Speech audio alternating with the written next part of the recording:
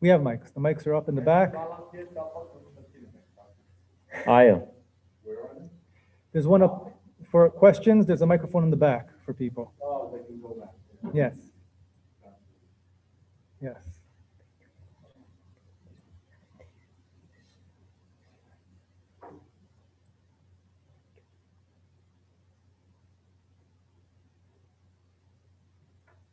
And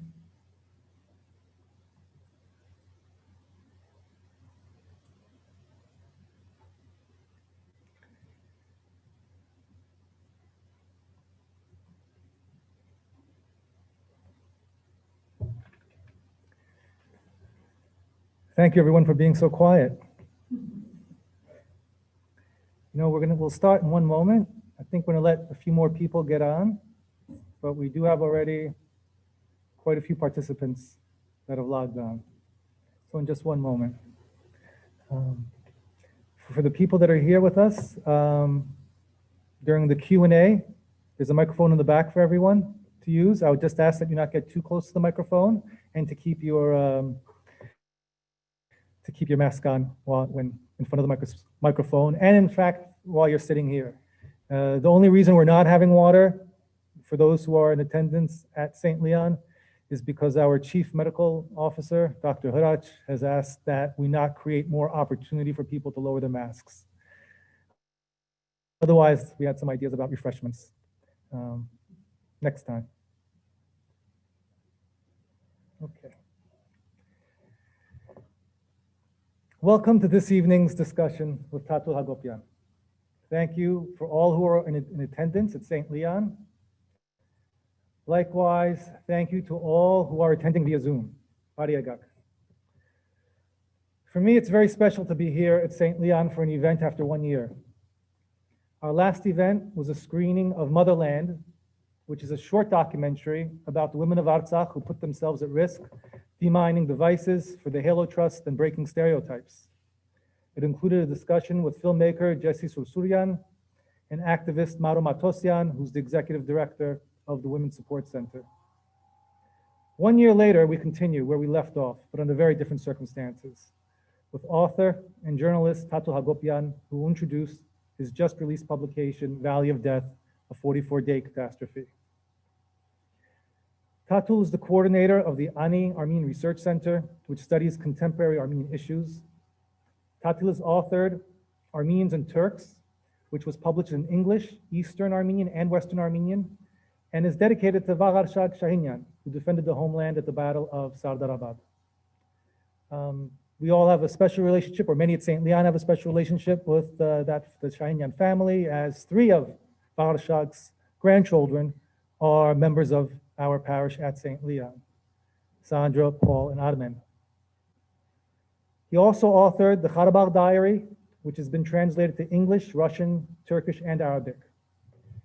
Tatul approaches conflict and its costs from a very human perspective, which is incredibly meaningful, and we thank him for that. And for this reason, especially, I encourage all to go to the Nasser website at nasser.org, that's NAASR, where his books are for sale. We are grateful to this evening's sponsors. They are AGBU Ararat, the Armenian Democratic Liberal Party, Ramgavar's Armenian Network of America of Greater New York, Justice Armenia, the Knights of Vartan,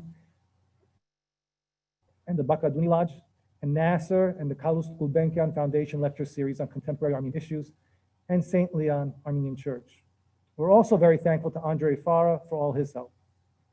Tatul, thank you for being with us. Please, everyone who's here, at least in person, join me in welcoming Tatul.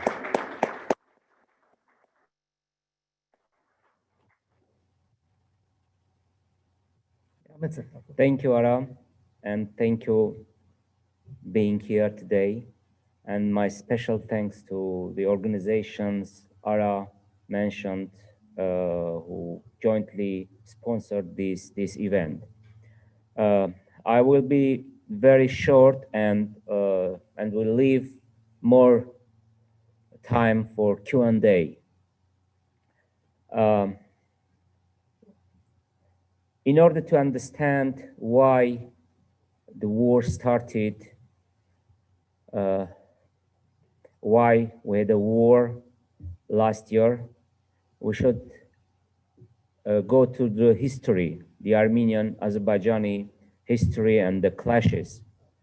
Armenians and Azerbaijanis, since the first years of the 20th century, have had 5 wars.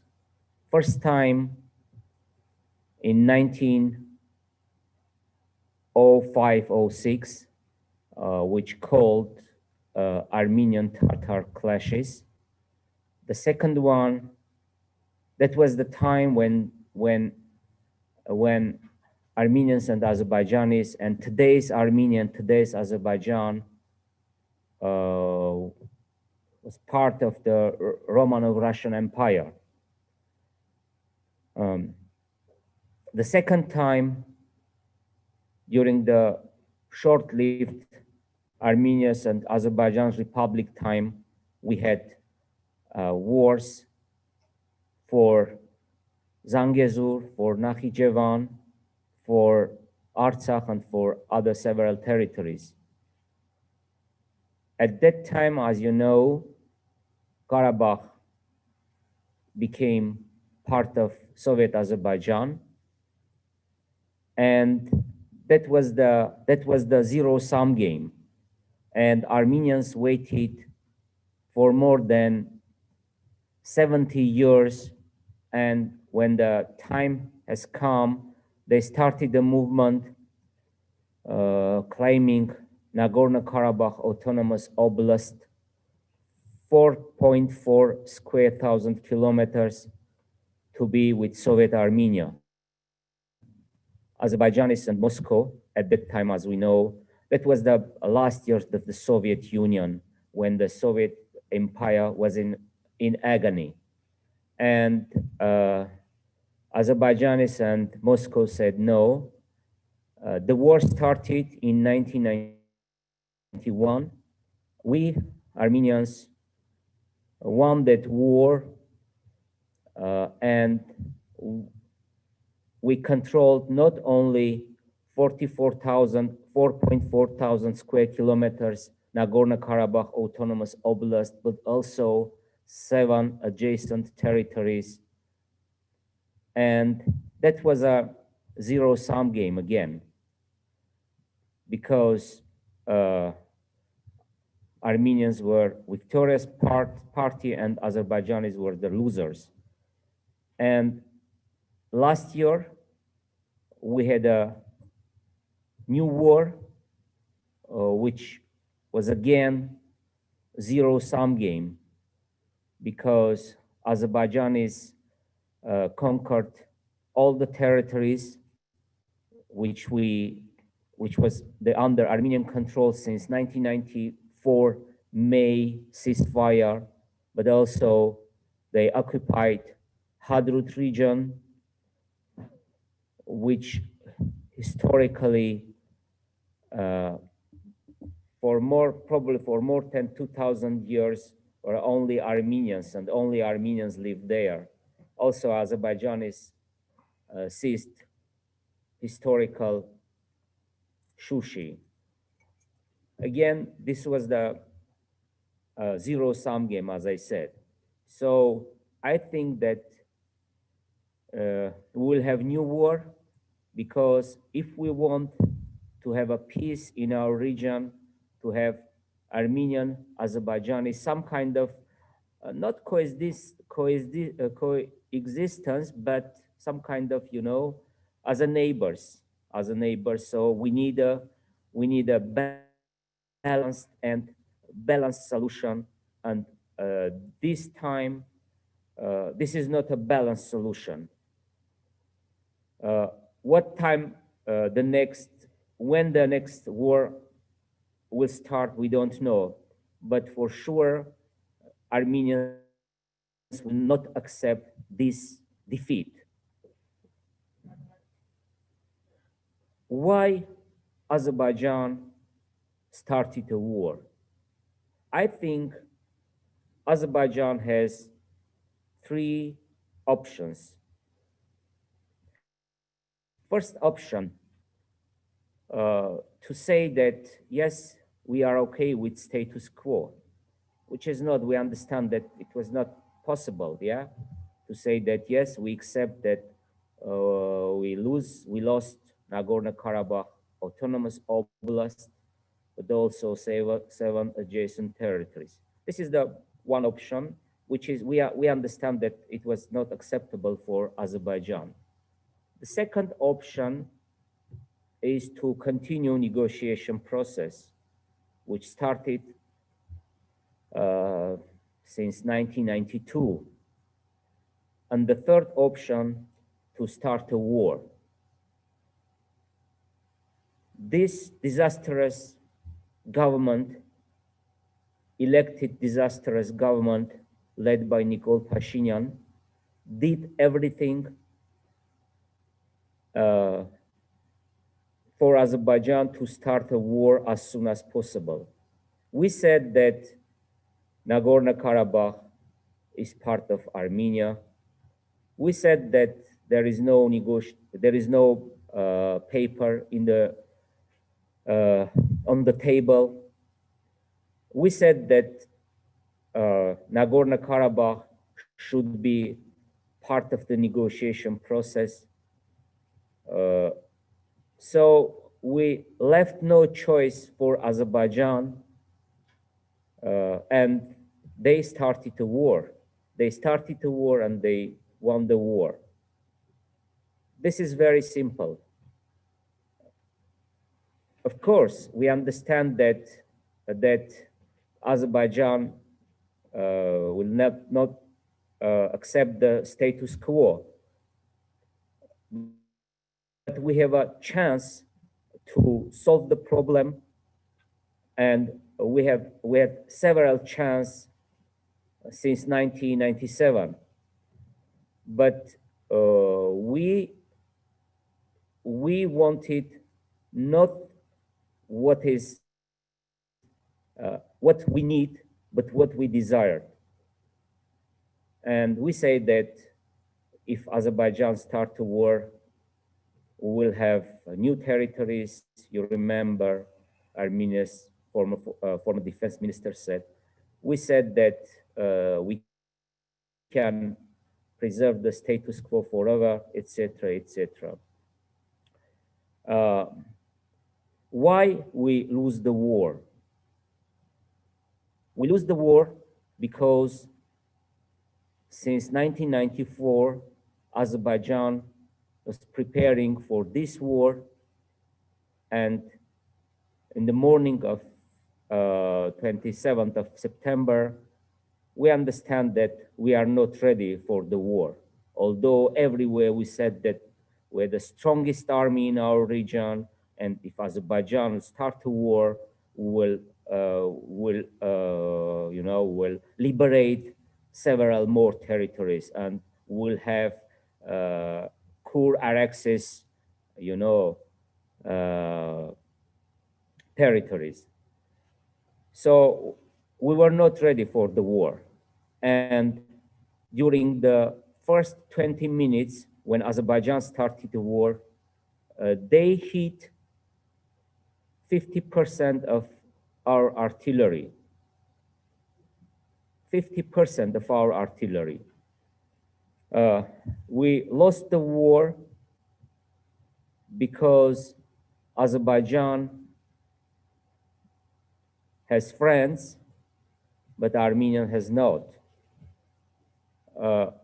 We were fighting against Azerbaijan, but Turkey supported Azerbaijan politically, economically, militarily, and Turks did their best to defeat Armenia. We lose the war because, as I said, we have no friends, and no one supported Armenia during the wartime. And by the way, no one said that since 1994 that they are going to help Armenia, that we have supporters to preserve the status quo. No one. But we believe that probably Russia and Iran will support Armenia. And during the 44 days of wars, no country supported Armenia. No country. I can enumerate several other points why we lose the war. But we lose the war because we didn't try our best to have normal relations with Azerbaijan. And now many Armenians think that Levon Ter-Petrosyan was right when he said that we should solve the problem back in 1997.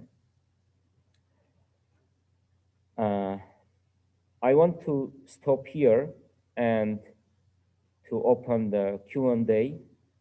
I can talk a lot, but I think it's enough. So let's start a discussion and Q&A. Okay. Yeah. Mr. Bogosian, I would ask you to go to the microphone and just hold on one moment. No, we don't. We thought it'd be better if we left it there and let people approach it. And to keep your mask up, Mr. Bogosian, while you're at the microphone, please. Thank you.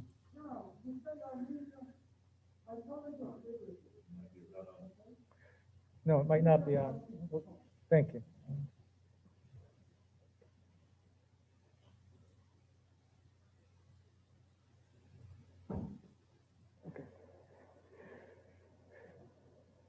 Okay, I disagree with you because I have very specific, definite opinions of the quality of the military in Armenia. Okay, now tell me why. You want a question? Why wasn't the Armenian military ready for this conflict? You know, politicians start a war. Okay. Military carry on the war. Why wasn't the military ready? The military, there's such thing as military intelligence. The military should have known that the Azeris were making war. They should have known that they were concentrating. They should have gotten an idea where they're going to attack. They absolutely should have known what kind of military equipment they have, drones or whatever. But the fact that Armenians have no friends is understandable. And to me, if Armenians expect to have friends, Christians jumping in to come save Armenia, they're deluding themselves. You're right. Armenia is alone. Armenia will be alone. And Armenia will have to fight alone. Now, the question is, why wasn't the military ready? Why Armenian military was not ready? Yes, that's the question. Yes, am I right? You specified that the military was not ready for a war. Why wasn't the military for a war? I mean, Azerbaijan had said constantly they want to fight to get their land back again. So obviously they're going to prepare. So why wasn't the Armenian military prepared? Well, the first Azerbaijan was much more stronger than Armenia. That's why I'm saying that we are not ready for this kind of a war. This was not a war look like a war of 1990s. That's why we're not ready for the war. I'm not saying that that we are not ready. Just I'm saying that we're not ready for a new technological war. In 2016, when Azerbaijan started the war, 4-day April war, it was clear that the next war will be technological one. At that time, Azerbaijan is used for the first time attacking drones. And this time, they used Turkish Bayraktars and Israeli-made Hebrons and other kinds of drones. Saying Armenia was not ready, I mean that Azerbaijan was much more stronger, was much more prepared for this war than Armenia. Secondly, Tatul, yeah. if I may interrupt. Yeah. So if I can modify Mr. Bogosian's question, why is it that the people who should be staying up at nights in Armenia, in the military, thinking about these different contingencies, these different possibilities that may occur, why is it that that was not being institutionally, undertaken? Right? Well, there seems to be I guess that would be a question, right? We created myths. We created myths that that if Azerbaijan start a war, we can defeat them. We said that we were ready for the new war. We said that we believe that if Azerbaijan start a war, we'll conquer new territories. So we created myths. We lived that myths. And when Azerbaijan, with support of Turkey and Syrian jihadists, when they start a war, it was obvious that we were not ready for that kind of war. Antanik, and then we're going to take a question from the virtual audience. Oh, well, while Antanik's going to the microphone, let me ask you this question from the virtual audience. During the Second Artsakh War, Artsakh-Azerbaijan War, you wrote a post mentioning that you will never forget what Russia did for Armenia. You now mention that we have lost the war because we had no friends. So, are we to be angry or grateful to Russia? Well, Russia's role in the war was not controversial. Of course, we had some kind of Russians' help because Armenia is Russia's strategic ally.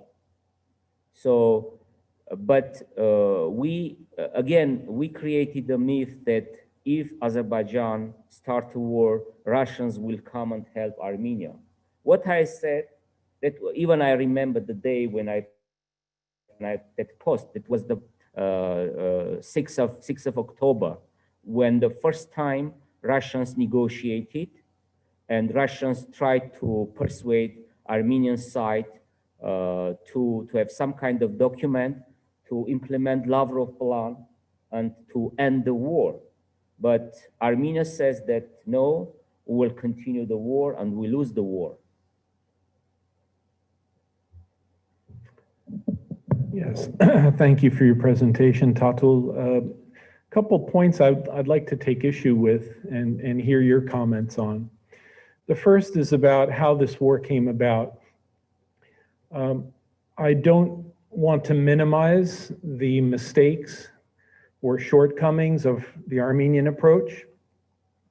Certainly the Pashinyan regime cannot be left off the hook. They have to be held accountable for severe mistakes that were made. But I get the sense from your presentation that you almost feel as if Armenia provoked Azerbaijan into this war. I believe that's highly debatable. I believe that there are larger geopolitical factors that led to this war. Most importantly, Turkey's decision to move into the Caucasus as part of its new foreign policy, which we call neo-Ottomanism. And I think that the old assumptions, which may have held true 20, 30 years ago, when Karabakh was a frozen conflict, when Russia was king of the hill, and the Transcaucasus was really its domain. All of those assumptions had to be re-examined when Turkey began to make its move, because I believe ultimately, strategically, this was Turkey's war, as much as it was Azerbaijan's. I would like to hear your comments on this, on how the war evolved. I also would like to hear your comments about, you mentioned Levon Bedrosian, who I guess has become a bit fashionable these days because he's saying, I told you so.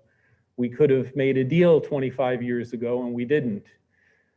I actually found his his number two, Levon Zurabian's comments to be, in my view, more persuasive than what Levon Bedrosian or Libaridian or others have said. Zurabian said, I personally feel we should have negotiated a solution 25 years ago. But for all of those who took a harder line and said, Voch mitis hoch, not an inch of land, I respect your view, even though I disagree.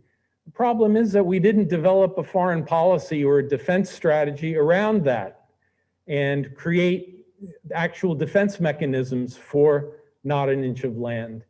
In other words, he's saying, if you're going to talk the talk, you have to walk the walk. I'd like to hear your thoughts about this as well. Thank you. Thank you, Andranik. Of course, Nikol Pashinyan government and he himself made several severe mistakes. That's true. But now we are creating new myths that if not Pashinyan, probably will win the war. I do believe that we have no option to win this war. Pashinyan, Serge Sargsyan, Levon Ter-Petrosyan, or I don't know. We have no chance to win this war because 3 million Armenia can't defeat 10 million Azerbaijan plus 80 million Turkey who supported Azerbaijan and also Syrian jihadists and we should understand our strength. We miscalculate, like we miscalculate in 1920 when we lost Kars and 30,000 square kilometers, Kars, Surmalu, and other parts of Republic of Armenia. We did the same mistake since 1991 when we have several times to find a honest and balanced solution with Azerbaijan, but we wanted more and more. And I'm afraid that after 10 or 100 years, we'll lose another battle. We should calculate our strength and go forward, not what we desire, but what we can. Do you believe that it was possible to preserve the status quo forever? I don't believe. I don't believe. Just I don't believe it. And the second question about?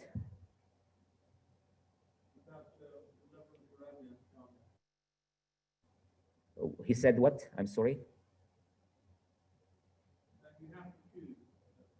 You have to choose. Either you sit and negotiate a deal and make close the deal, or if you believe in not an inch of land, you have to develop an apparatus, a security apparatus. We did not do that. Well, of course, if we had friends all over the world, if you had an opportunity to populate Armenian liberated territories, if we had a strong economy, of course, there was a chance to have 42,000 square kilometers Armenia and Artsakh. But since 1991, we did nothing to have more Armenians in Artsakh and in Armenia. If in 1991 we had 3.3 million Armenians in Armenian Artsakh, after 30 years, we have only 2.5 million. So I think that Armenians should find a solution. I understand that it's not easy it's much more harder to find a solution to to build a peace than start a war. But for several times, we lose the opportunities to find a solution with Azerbaijan. I know that it's not easy to negotiate with Azerbaijan and with Turkey. But let's look at the map, and from our west, we'll see strong Turkey, a regional power with Erdogan. From our east, 10 million Azerbaijan. And this is the reality. This is the sad reality. I think that it's not late to accept this reality and to move forward if we don't want to lose everything, or if we don't want to have Kaliningrad Armenia, let us say, or Armenia, which is part of Federative Russia. We should choose. We should choose. I think if we'll not have relations with Azerbaijan and Turkey, we will become a part of Russia, probably. So here's a question from the audience, not from the virtual audience, and then we'll take one from the physical audience. Given the comment you've just made, can you tell us how we can have normal relations with Azerbaijan when the leader has incited so much hatred towards Armenians? Sorry, I don't know. How can we have normal relations with Armenia when Aliyev has incited so much hatred? Well, it's true. It's not easy, yes. The Aliyev's behavior is disgusting. It's understandable.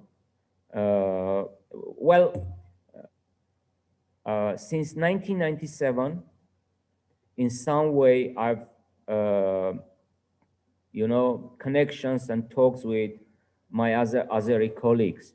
But now, even me, I'm not ready to talk with Azeris. I'm not ready because you mentioned Aliyev's, statements. But for me, the most important thing is not Aliyev's behavior. The most important thing is to release Armenians, hostages from Azerbaijani hell, from Azerbaijani jail. I understand that it's not easy to talk with Erdogan, with Aliyev. I understand that we are a defeatist part. It is understandable, but we have a state. We are still sovereign. We have independent Armenia, and we should choose. We should choose, and there is no other way rather than to talk with Azerbaijan and with Turkey. I know that it is very, very, it's not easy, but have we other option? Please tell me if there is other options. Please tell me. Probably we have other options. I don't know, but please, what can we do? Yeah. Well,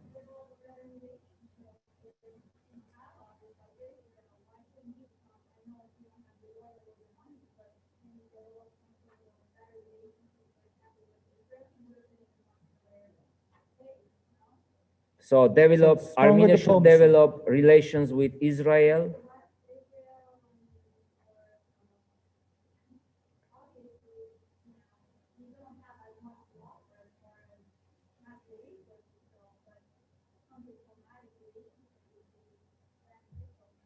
We have diplomatic relations with Israel. We have very good relations with Russia. We are part of CISTO. We have good relations with Europe, with United States of America. But during the wartime, no one helped us. So yes, it is very important to have good relations with with countries like United States, Russia, Georgia, Iran, but much more important for Armenia to have relations with neighbors, with bad neighbors, with very, very bad neighbors like Azerbaijan and Turkey. So no one will help Armenia if Turkey or Azerbaijan or together attack Armenia. No one will help us. So having relations with Azerbaijan and Turkey means in some way to, you know, in some way to have not friendly Azerbaijan and Turkey, but predictable Azerbaijan and Turkey. We can't rely on our allies. Allies are very important. Russia is very important. Europe is very important. But Armenia is an independent country, and every independent country should have relations with his neighbors. And look, we have, well, 80% of our borders is with Azerbaijan and Turkey. And it is not normal. It is abnormal to have this kind of relations. Again, I understand that we have, it's not easy to talk with Erdogan and with Aliyev. It's not easy. But if we have independent Armenia, we should do our best to find a common language. I understand that what I am saying is not popular among Armenians, but this is my understanding. I'm coming from Armenia, and this is my understanding that we should have relations, diplomatic relations with Azerbaijan and with Turkey. There is no other options, I think. The other options, as I said, is to be a part of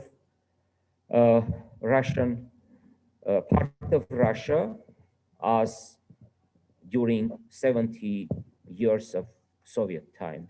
Tatul, This is also an option, but I don't want this option. yes. Tatul, we have a lot of questions, so I think the responses are going to have to be a little bit shorter, more Good. compressed. Good. Okay. Ovannes has a question, and then It seems that we have so many excuses why we lost the war. So far, nobody is asking, where was the intelligence of Armenia for 30 years while Azerbaijan is sitting, developing their army, preparing for war? Simple. Where was the intelligence? What were they doing? That's what we lack in Armenia. Well, the Armenian intelligence, even I knew that Azerbaijan is preparing for a new war. So I think that Armenian intelligence was not any secret that Azerbaijan will start a war. The problem is that 3 million Armenians have no power and capacity to defend himself when Azerbaijan, with the help of Turkey, with the help of Syrian jihadists, attacking Armenia.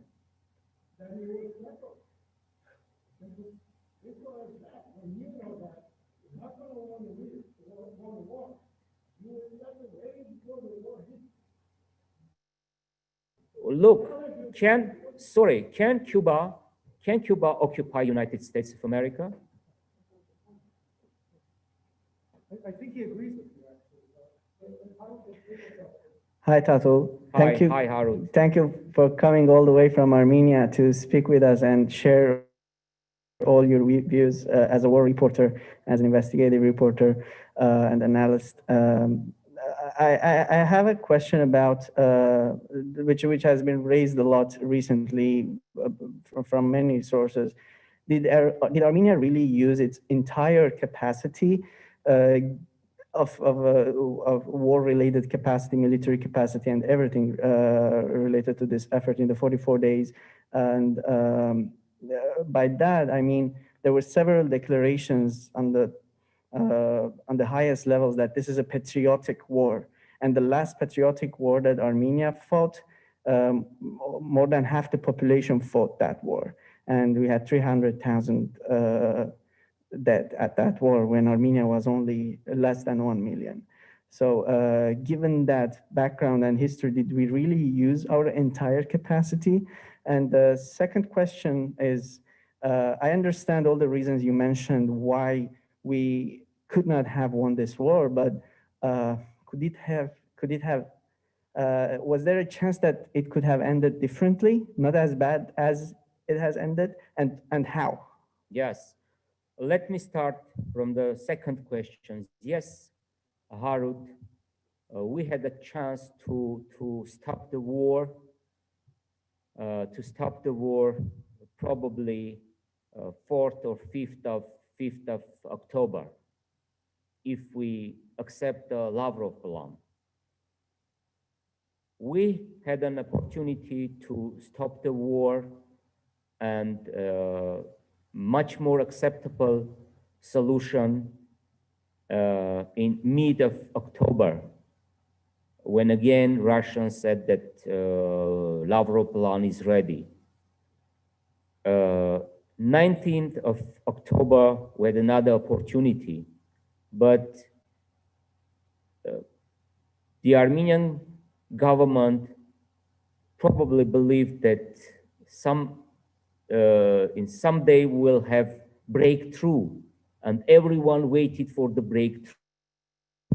And where that come from, I don't know. Who said that that will be a breakthrough? So yes, we had an opportunity to stop the war, but Pashinyan and his government used to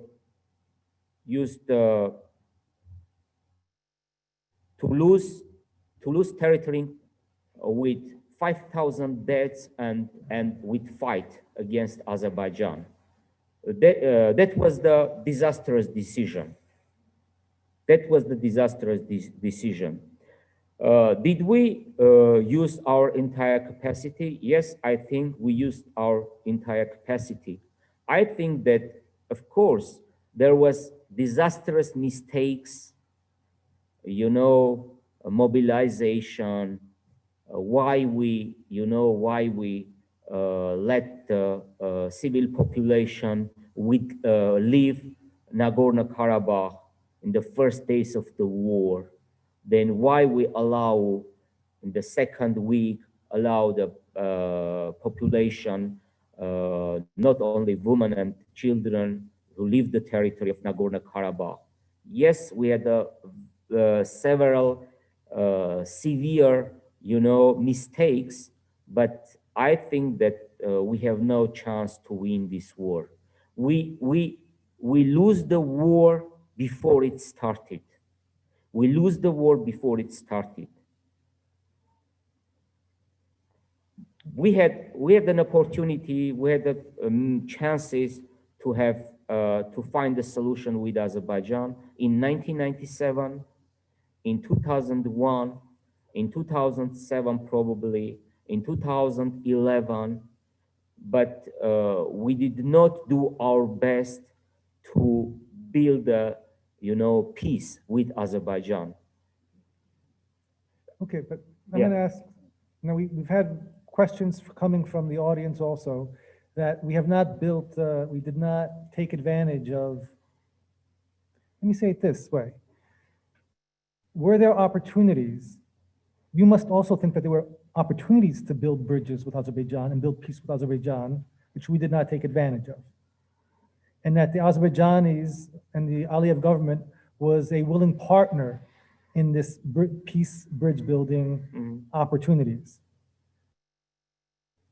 What are such examples where you saw that the Azerbaijani authorities were open to such efforts, such initiatives? Well, I'm not here to, support Azerbaijan or Turkey. I understand that. Yeah, I understand that, but this seems to be the simple thing is that since 1991, Azerbaijan was part of negotiation process. Last 28 years, we had more than 100 meetings between Armenians and Azerbaijani presidents, more than 300 meetings between foreign ministers, dozens times OSCE Minsk group visited our region. So, of course, Azerbaijan also wanted peace. We Armenians wanted peace, Azerbaijanis wanted peace, but we and Azerbaijanis was not ready to pay for the peace. So, and when Azerbaijan understand that he is becoming more and more stronger, and Armenia is becoming more and more weaker, they decided that we should wait till 27th of September 2020 and start a war. Mm-hmm. But I can't say that Azerbaijan was not ready. Azerbaijan was ready, for example, in 1997. Now we can compare what we have now and what kind of Armenia, what kind of Caucasus we will have if we agree with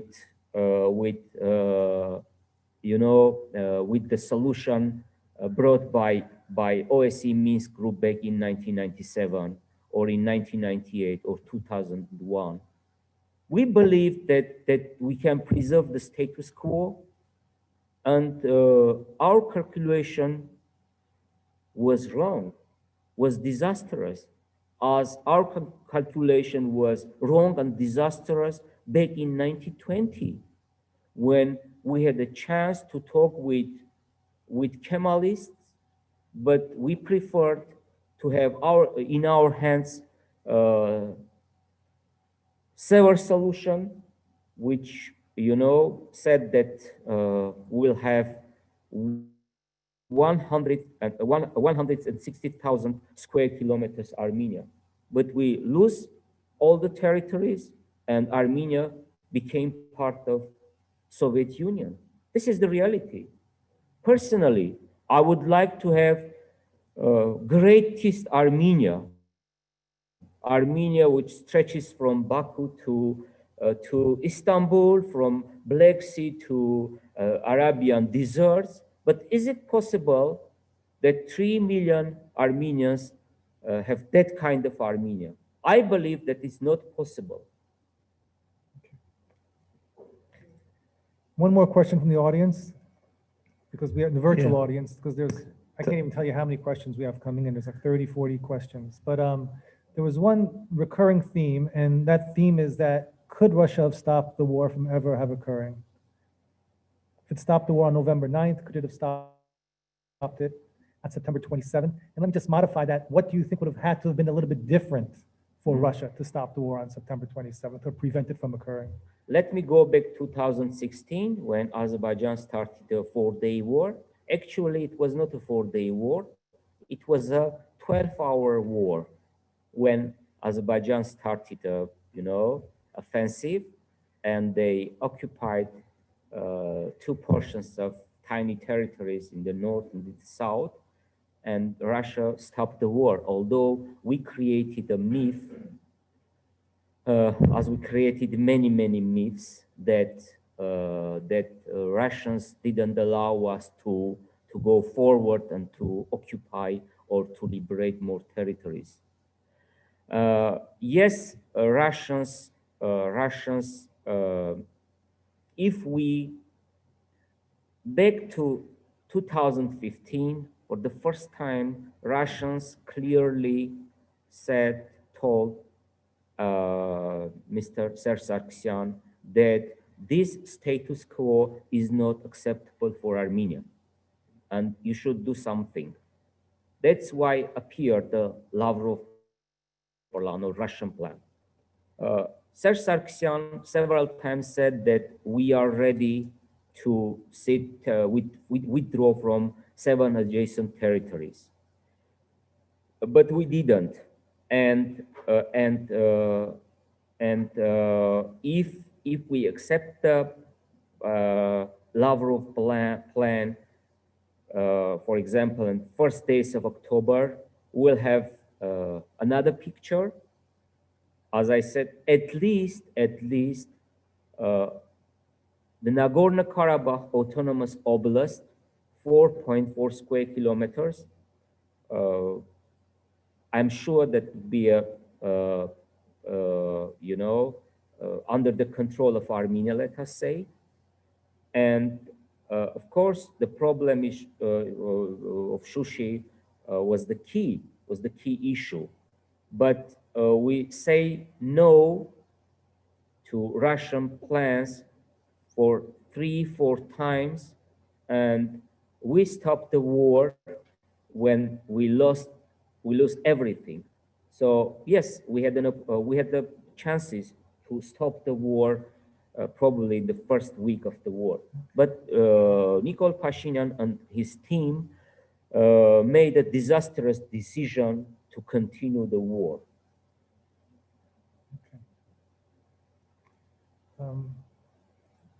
This is a question from the virtual audience.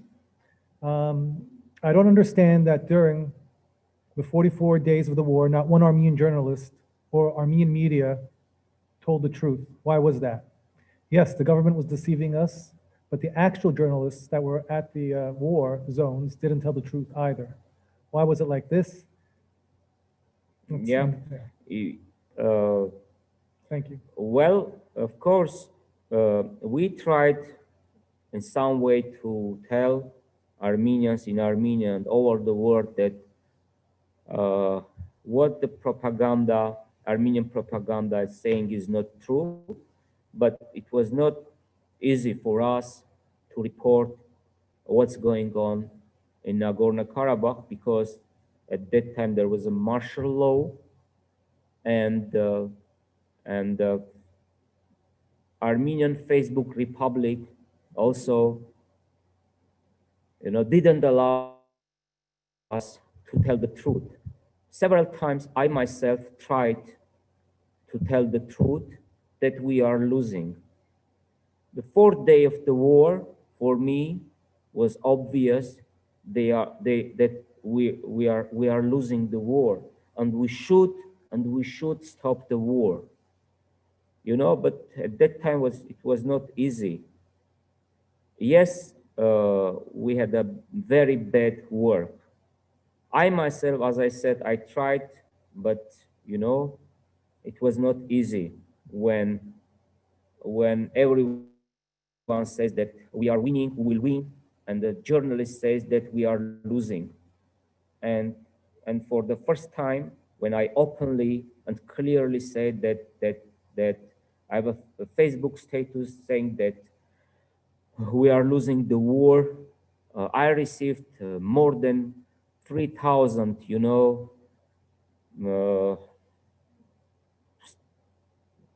threats saying that you are Turk, you are defeatist, you don't like your you are not enough, love your country, etc., etc. And it was not easy for us to work during that days. Understood. But yes, Thank you. I accept that we did not do our best, we journalists. And also we have some kind of, not restrictions, but some kind of, again, also our editorial teams in some way were under the influence of the state propaganda.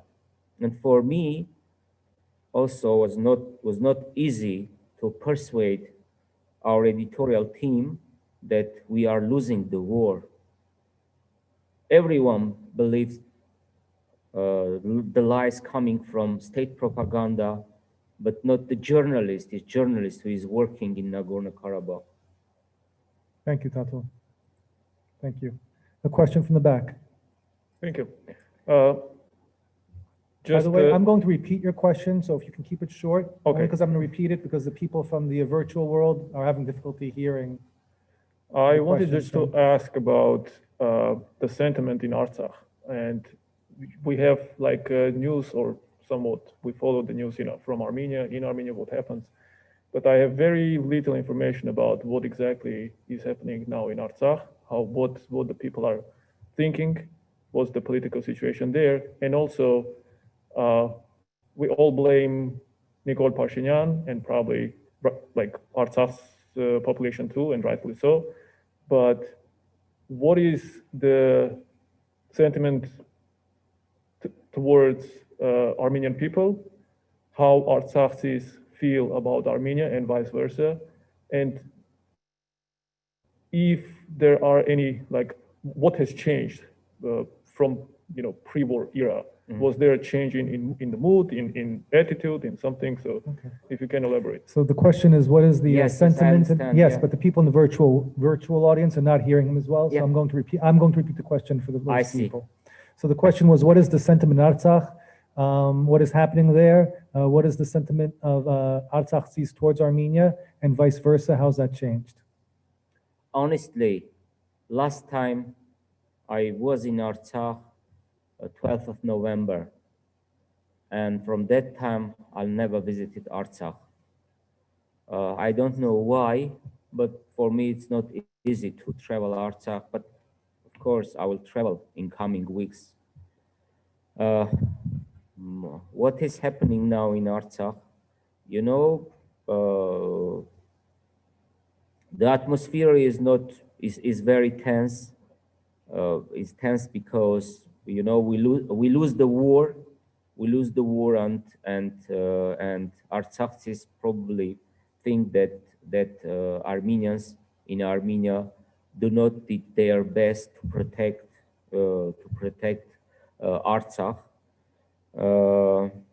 I can't say more because, as I said, I didn't travel since November when the trilateral communique or trilateral statement signed between the parties. I know that Artsakhi's believe that Russians protecting them quite well. And by the way, I think that I traveled twice to Syunik because we are preparing a report about the situation in Syunik, and I can say that the mood, sentiment, and in Zangezur in Syunik is the following: that the only power which can stop the Azeri and Turkish aggression against Syunik are Russian forces, and we have even suggestions coming from Armenian political parties that we need a new military base in Syunik in order to protect Syunik from aggression coming from Azerbaijan and Turkey.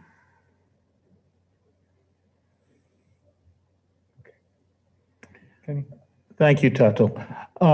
We've talked a lot about the mistakes, what chances there were to do better, and we understand that it wasn't just one administration who didn't negotiate, and perhaps the biggest failing of the current administration was it didn't properly keep preparing for war, and it didn't recognize fast enough it was going to lose and take deals that could have been much better.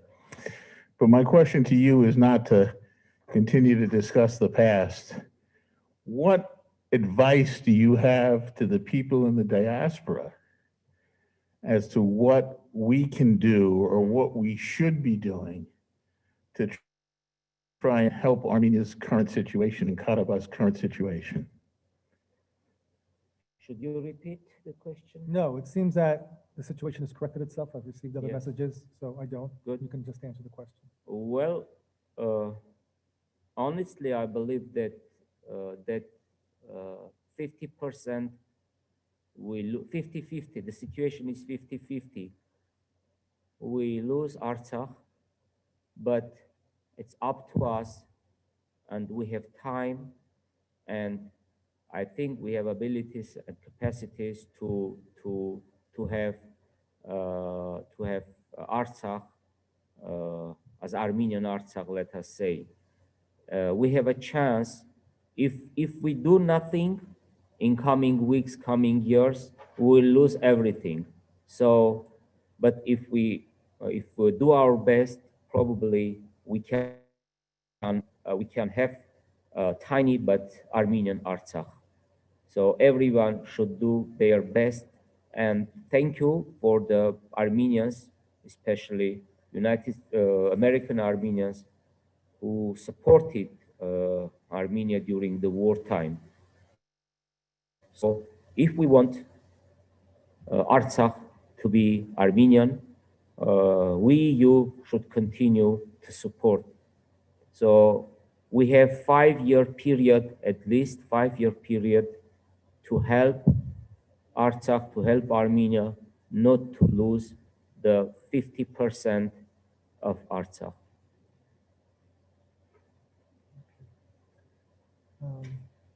Another question. Do you believe that the reason why Armenia does not talk to Turkey is because it does not want to? Do you believe that Turkey is eager to talk to Armenia, or Russia is eager for Armenia and Turkey to talk directly? And there was another question. Do you think that Russia would also provide Armenia with the diplomatic space to advance relations with Turkey if the opportunity was there? Look, if we are not talking with Turkey, Russians, Americans, Europeans are talking with Turkey. When I'm saying that we should talk with Turkey, I understand that the difficulties with Turkey, but when we are not talking with Turkey, Russians and other nations are talking with Turkey, and so of course Armenians' dependence from Russia is increasing. From 1991, when we compare, we can say that we lost, let us say, 50% our sovereignty and independence. But again, we have no statement, we have no, we have no statement that we Armenians are ready to talk with Turkey, and Russians say, no, you shouldn't do it. Probably Russians will be, against, if, probably, I don't know, if Armenia and Russia will, Armenia and Turkey will have diplomatic relations, open borders. But on the other hand, the Russians' attitude during the football diplomacy was clear. We didn't see any kind of resistance coming from Russia that you Armenians, you should not talk with Turkey. So the problem is not in Russia. The problem is in Armenians in Turkey, to try to find a common language. Look, let's go back to the times of the First Republic. You know that during the 1980 to 1920, Armenia and Turkey had diplomatic relations. The first country who recognized Republic of Armenia was Ottoman Turkey. The first country who opened the embassy in Yerevan, in the center of Yerevan, was Ottoman Empire. The first state who sent his diplomatic envoy, representative, Ali Mehmet Pasha, was Turkey. So when I'm saying we should have diplomatic relations, I'm not saying we should have sweet relations with Turks. Just if we want to have our independent state, Armenian Turkey and Armenian Azerbaijani relations are very, very important. We have one Well,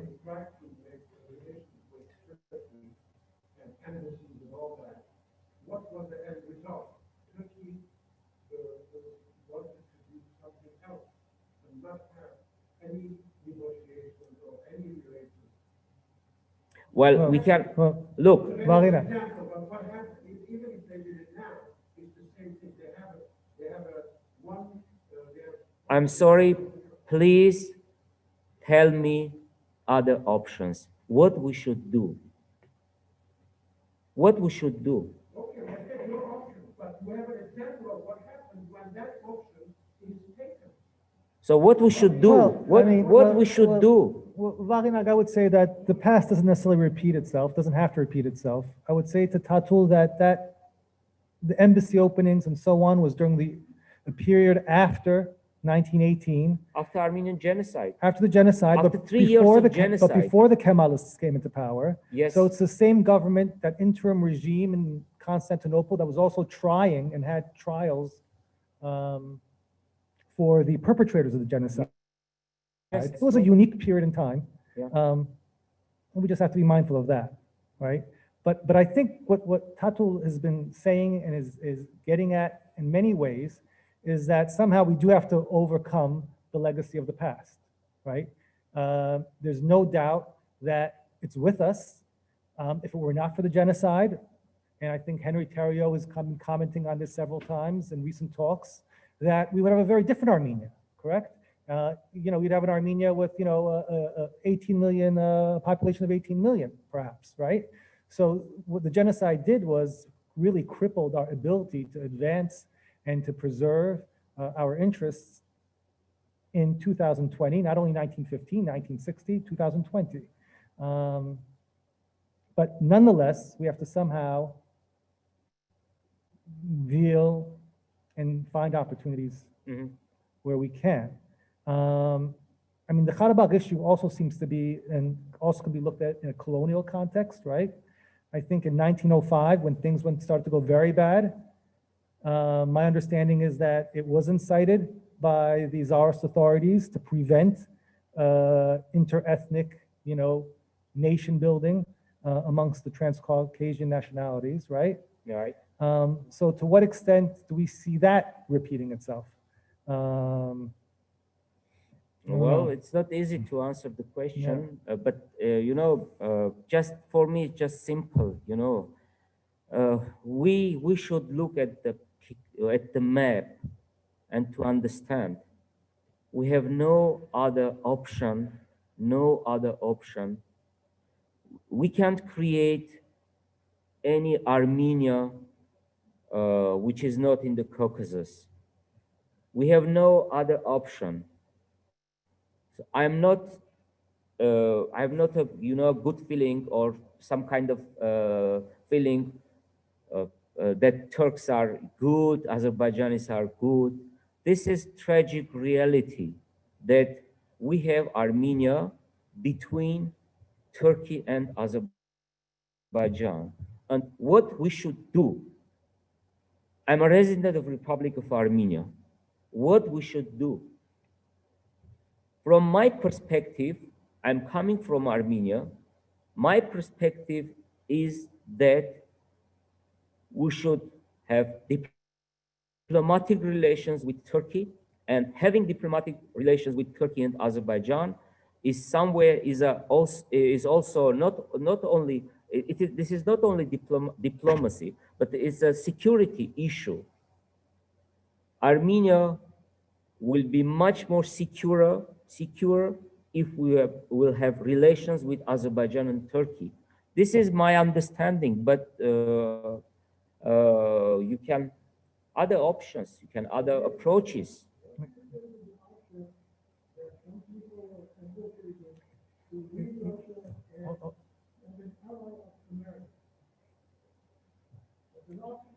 The question was, Yes. we have to use the microphones, and we have to also respect all the questions coming in from the virtual audience.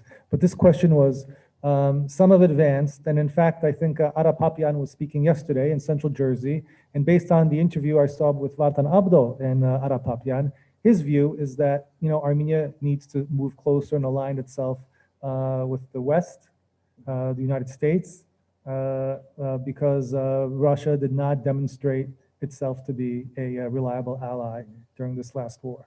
Did you That's, ask for the example. Americans what Americans think about that issue? So, Well, so Americans yeah. want protect Armenia, but there was an opportunity for Americans, for other countries to protect Armenia when Azerbaijan, Turkey, jihadists and attacked Armenia. Well, again, my understanding is that we should have balanced foreign policy. Good relations with the United States of America, good relations with Europe, with Russia.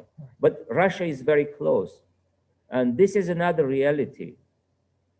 And one of our neighbors tried what Mr. Papian suggested yesterday. Georgia, trying to, to be an ally of United States of America. And what happened? Yes, disaster. But for Armenia, it's very, very important to have excellent relations with United States of America, because having good relations also with USA, with Europe, means that our dependence from Russia will diminish. This is very, very important to have balanced relations. But again, Russia is very close to Armenia, and we should accept that realities. I don't believe that United States of America or other countries will support Armenia. Our choice and our foreign policy should be the following: peace and good relations with all neighbors. I understand that what I'm saying is very, very unpopular, especially in diaspora. This is very, very unpopular also in Armenia. But this is my understanding. And my understanding is coming from the history lessons. If we want to have independent Armenia, we should have relations with our neighbors. You can blame me saying that you are not right. This is my understanding. Tatul, just a Yes. follow-up to that question. I agree with you, but haven't we tried that already? President Sargsyan tried that in 2008 with the protocols, the famous protocols. It didn't work. So That's right. What else should we do? And is it a peace on their terms? Look, Sir Sargsyan did really courageous, and we all remember that I myself wrote dozens articles criticizing Sir Sargsyan. I remember when he visited this area, then first he visited France, then United States. We remember the slogan Davajan. We all remember that. But I was criticizing Sir Sargsyan not because he's trying to have relations with Turkey, but I criticized because he started from not right the point. If we at that time, if we wanted to have relations with Turkey, we should have do something in Nagorno-Karabakh. But again, we created a myth that Sir Sargsyan's team was in some way did their best, and Armenian, Turkey, and Karabakh issues are not, in some way goes together, that we separated these kind of issues, which appear that it was not true. So yes, Sir Sargsyan did his best, but he did not started the Armenian-Turkish dialogue from the right point. Yeah, but it wasn't just us, also the mediators. Otherwise, they would have involved Azerbaijan as a party in the mediation efforts, right? Hard. I know that it is really very, very difficult to find a common language with Turkey and with Azerbaijan, especially with Turkey led by Mr. Erdogan. I know it very well, but we should work. Even, did we start any kind of discussion inside Armenia inside Armenian world? So first of all, we should start a dialogue inside Armenia, what we want.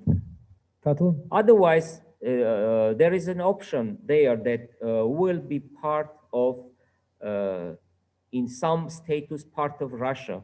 I don't want that option, you know.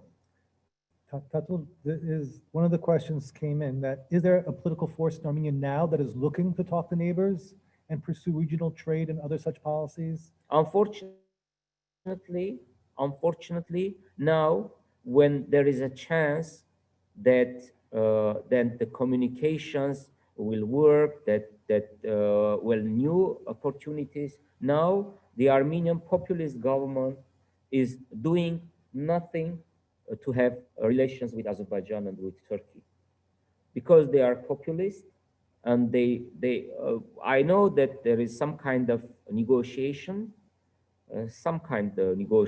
between Armenians and Turks, Armenians and Azerbaijanis, Armenians and Azeris. But now, you know, the initiatives, everyone is talking about new roads, new railroads, etc., but not Armenians. So I think that we have a chance now, after this kind of defeat, to use this opportunity and to have, open roads, open borders. You know, when we are talking, when someone starts talk about Armenian-Turkish borders, opening of borders, most Armenians said that it is very dangerous. I know that it's very dangerous. It is not easy to have open borders with Turkey, 80 million Turkey, but can we live with closed borders forever? They said that we are not ready, and when the time will come, when we will be ready for the opening of the borders. Again, it is not simple question. I understand that having relations, having open border with Turkey and with Azerbaijan, especially when more than 200 Armenians stay in Azeri prison. Then we lost territories. Then we had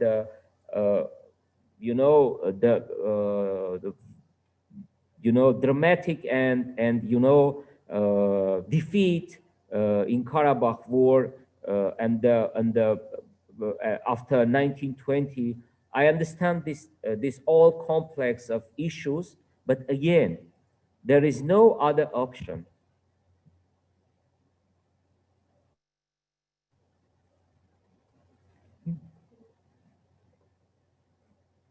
Hello, thank you, and very welcome to the stage, Tatul. I have a question. So a few days ago, Russian became an official language of Artsakh. So this indirectly reminds me the occupation or similar situation that we saw in Ukraine, Georgia, and Moldova. So do you think they're going to leave in 4.5 or 5 years the region, the Artsakh? And maybe the second very short question. So you mentioned in your talk that the current status quo is not acceptable for the Armenian people. So what situation will be then acceptable for Armenians, and maybe personally for you? Mm-hmm. What kind of situation in the context of territory and population, Azeris and Armenians, would you personally accept? Thank you. I think that at least Hadrut and Shushi should be deoccupied, I'm sorry. So for me, even before the war, before this disastrous war, was acceptable the formula Nagorno-Karabakh, 4.4 thousand square kilometers, plus Berzor-Lachin corridor connecting with Armenia, and all other territories go to Azerbaijan. This is balanced solution, and these solutions, we didn't try our best since 1994 to have this kind of Artsakh. We believe that we can keep the status quo. For me personally, yes, 4.4 thousand square kilometers Armenia plus Berzor corridor, but not corridor, but much more wider, acceptable for me. The first question concerning Russian language in Nagorno-Karabakh, I think this is not a good decision, but we should understand that in a way Artsakh is much more under the Russian control than under Armenian control. So this decision comes from Moscow, and we have no choice to say no. This is unacceptable for us. But for me, much more dangerous is that is it possible that someday Russians and Azerbaijanis will suggest that the third official language as Azerbaijan?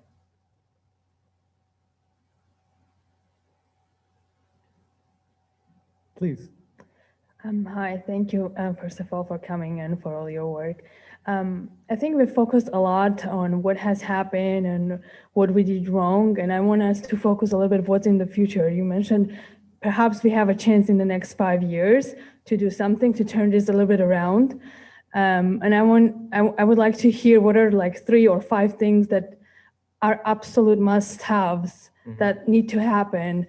Because where I stand from, we're here, there's a lot of power I see in the diaspora that has by far not been utilized. And there's a lot of people who want to do something. And also, there is no organized way of bringing all this power together and to the use of Armenia. And I think that's a potential that hasn't been used. And I would like to know in those 3 or 5 things that need to be happen, what's the role in the diaspora and how you see it? Thank you. Thank you. I think that first of all, we need change of power in Armenia. We need new leadership. We need new persons, because this government led by Nikol Pashinyan is a symbol of our national defeat and national humiliation, and he should leave as soon as possible. For me, the first thing, the change of power in Armenia. The second thing is to recover the Armenian economy. The third thing is to rebuild Armenian army. This is main 3 things we should do in coming 5 years. And by the way, you know, when the war started in 1991, the first Karabakh war. The war actually started the next day, 26th of December 1991, when the last Russians forces left Nagorno-Karabakh. And at that day, for the first time, Armenians and Azeris were against each other, and there is no Russian, let's say, peacekeeping forces. So we should be prepared the day when the Russians leave leave the Nagorno-Karabakh territory, and we should be ready to protect Nagorno-Karabakh and our Armenian population in Nagorno-Karabakh. This is very important for us, and we have time to do our best not to lose the 50% of Nagorno-Karabakh, which is still not part of Azerbaijan.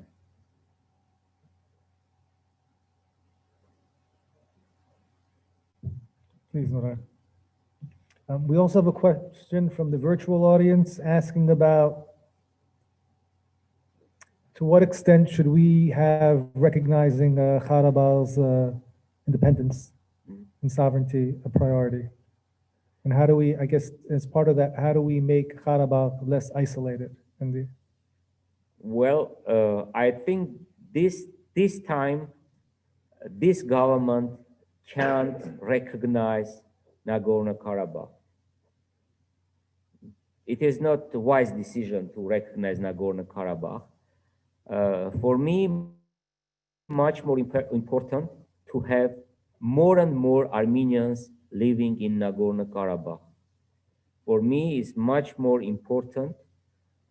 I'm not interested now what kind of status now Nagorno-Karabakh has. This is not important for me. For me, it's much more important how many Armenians live in Nagorno-Karabakh and how many Armenians are ready to live there and not to leave Nagorno-Karabakh. So to have Armenian Nagorno-Karabakh, for me, much more important than Nagorno-Karabakh with any status. You can have a status without Armenian population in Nagorno-Karabakh, yes?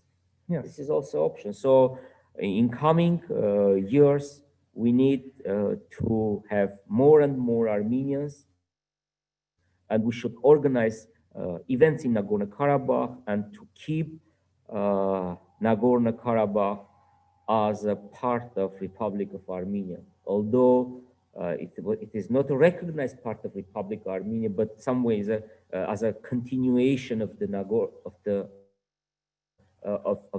Republic of Armenia. All right. Yeah, Tatul, thank you for coming and thank you for the event. Ara, thank you for organizing this.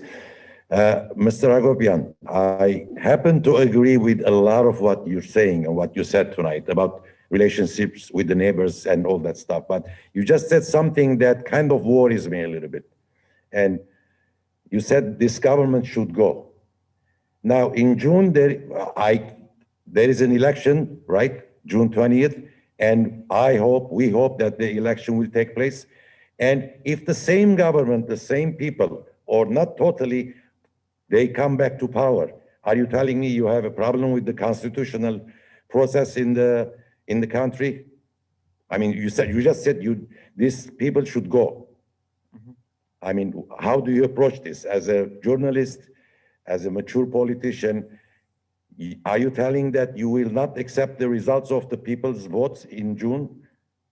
Well, we can have the second elected catastrophe, but this is not good option for Armenia. But if Armenian people will vote for this government, Nikol Pashinyan, for me means that for the second or for the third time they are electing the catastrophe. But if we elect the catastrophe, we should accept that this is our election. And for me, is not acceptable any kind of coup d'etat, Nikol Pashinyan should live in a constitutional way. But if Armenian people want a leader like Nikol Pashinyan, it's up to Armenians to have this kind of government. What can we do? That's all I want. Yeah. Thank you. And in terms of the elections, do you see any new political forces coming together? Unfortunately, no. right now we have this government and the previous regime. And now we need the third force, the new force, because if we'll have this, if the, election is between this regime, this government, and the former regime, it means that many Armenians just will not go to vote. And in this case, I think Nicole and his team will win again.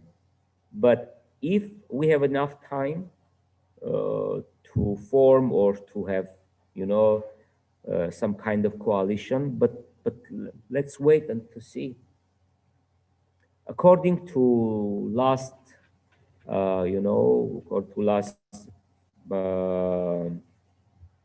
surveys, yes, thank you, Harut, surveys, Nikol Pashinyan's, popularity is still more than 30%. So 2 years ago, he received 70%, but the elections are scheduled 20th of June, and let's see. Do you think that gives enough time for other groups to come together and to prepare a campaign? If really they want to form the third force, yes, the time is enough. The time is enough.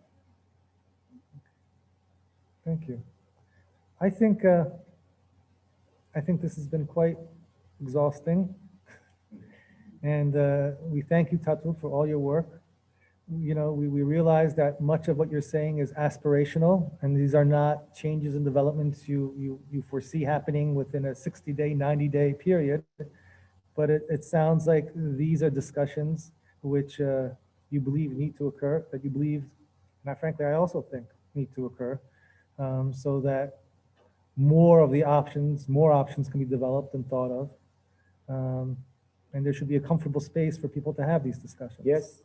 And honestly, Ara, thank you again. And honestly, after this disastrous defeat, I believe that some kind of changes inside Armenia, outside Armenia.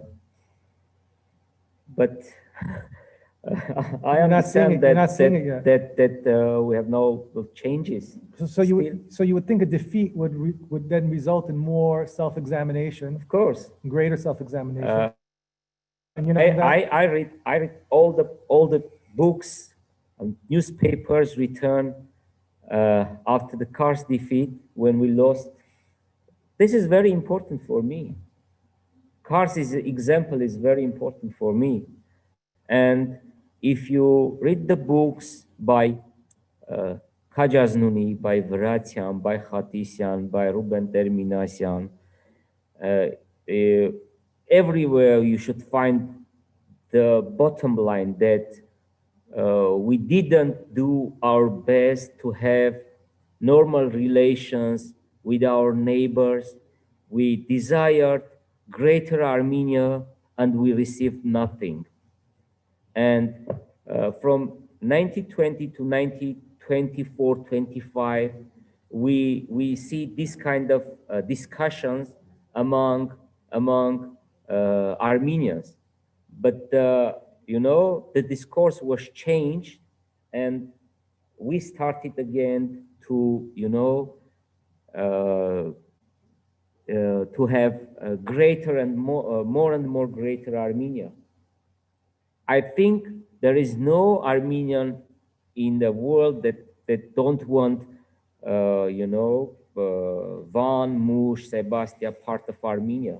But again, for me, foreign policy and the statehood is not like a dreaming.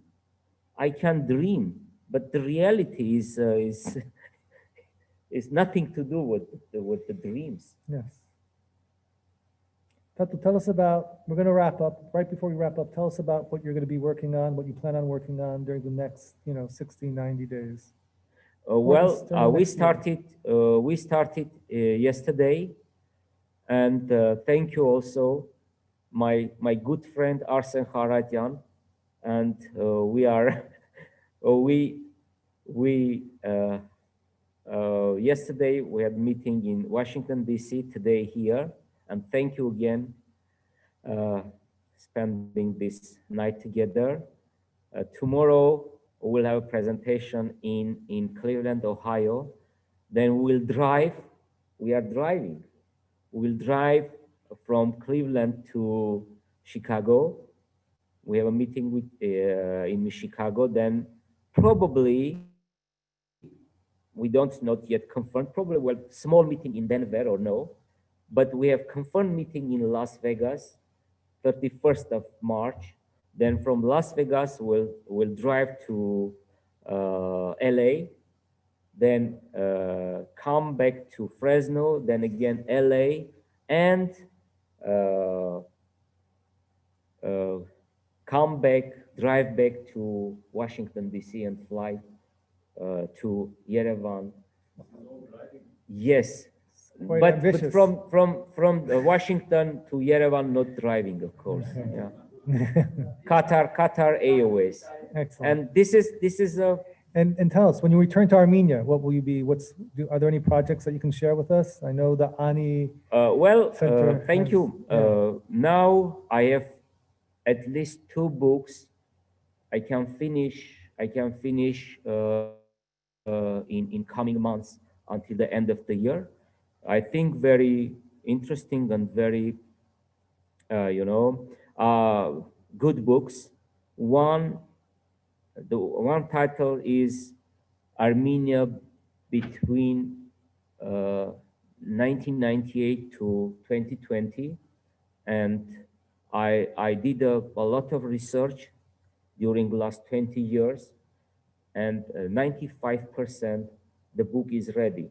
I need 2-3 months just to sit and finish the book, probably 500-page book, which will tell what happened in Armenia since 1988, when the Karabakh movement started. The second book, which is also 95% is ready, is called Armenian-Turkish Relations and Azerbaijan, 1917 to 1921. And in that book, I not discovered, but probably discovered all aspects, everything happened between Armenians and Turks, between Azeris and Turks during that time of period. For example, who knows that in 1919, during the First Republic time, Armenians, Azerbaijani Armenians, let us say, Armenians living in Azerbaijan, had 2 ministers, 2 Armenian ministers in Usubbekov's government. And at that time, Armenia and Azerbaijan were in the state of war. Who knows that from 1918 to 1920, Armenians have 2 parliament fractions in Azerbaijani parliament, one independence, the other Dashnaks. Who knows that in Yerevan, we had Azerbaijani embassy and we had Armenian embassy in Baku. And in that book, everything will be there. And it will be, I think, quite interesting one also. Yes. And in coming year, probably I will strengthen Ani Armenian Research Center, and we will have probably public debates. But let's finish this adventurous trip with Artsakh. Yes. And we will. That's next. That must come first. Yeah. Thank you, Tatul. Thank you. Thank you. Thank you to our virtual audience, and thank you for your patience, especially our virtual audience. Thank you. And also, I have a book with me. Yes, yes, Yes. we have books with you. And Yes. I brought several new volumes. First one is called 44-Day Disaster. And the second book, which is the fourth publication of Karabakh Diary in Armenian. And in that book, I added about 70 pages what happened during the last Second Karabakh War. And also I have the new second edition of, as you mentioned, Armenians and Turks. So there you can find at least 3 new volumes, and it will be very helpful for us if someone will buy the books and I will sign. Thank you. Thank you. Thank you, everyone. Have a good night. Have a good weekend. Have a blessed Passover, Holy Week, and Easter. Thank you.